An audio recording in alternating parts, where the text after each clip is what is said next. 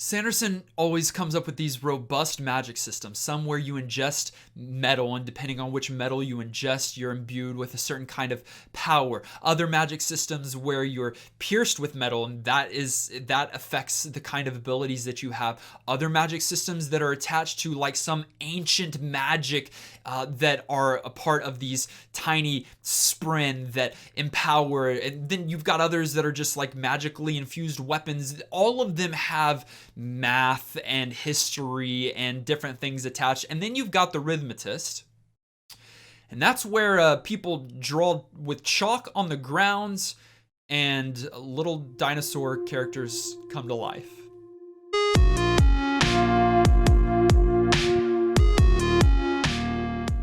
All right, be honest with me. Have I clearly communicated how much I love Brandon Sanderson on this channel yet? Sanderson is probably, if not definitely, my favorite modern day author, and maybe one of my favorites, or no, definitely one of my favorite authors of all time, maybe the top spot of my favorite author of all time. Most of his books I've read, but I'm starting to find out that there are some that have just missed my radar entirely.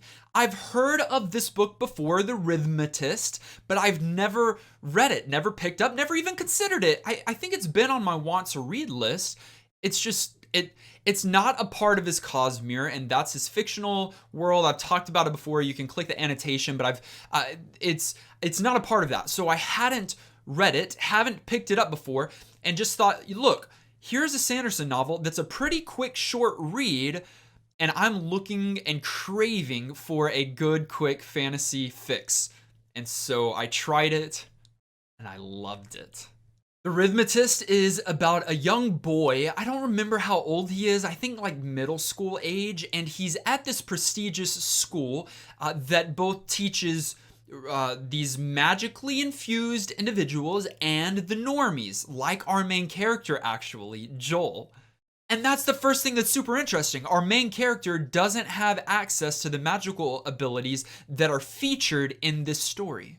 Yet, because it still has a fairly robust magic system like Sanderson likes to do, Joel has learned a lot about the magic system, and so he knows it better than a lot that even know how to use the magic. A really cool premise, and really the whole story is built around, I think, Sanderson had this unique magic system that he had come up with, and he wrote a story around that, because a lot of the story is Joel, our main character, finding out more and more about this magic system, which tells us, the reader, more and more about this magic system. It's a really creative way of doing this. I haven't really seen it before. So let me tell you about the magic system. It's a lot more juvenile than what Sanderson tends to do, but I think it works for this kind of young adult literature book. It's chalk that comes to life.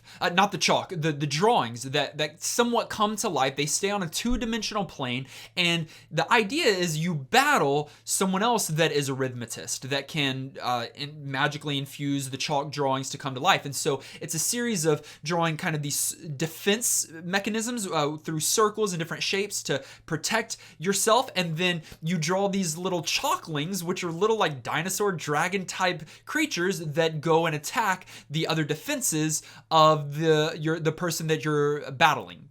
But in the story, someone is misusing the magic and it is hurting people. I don't think that in the story there's actually any deaths in the story, because anyway, that's just one. I think that it works here. That's what I'm trying to say. I think that Sanderson really did well with giving us a young adult novel. So here's the thing. For you as a reader, don't come into this expecting something Cosmere level. You're not going to get that, and you're going to leave disappointed.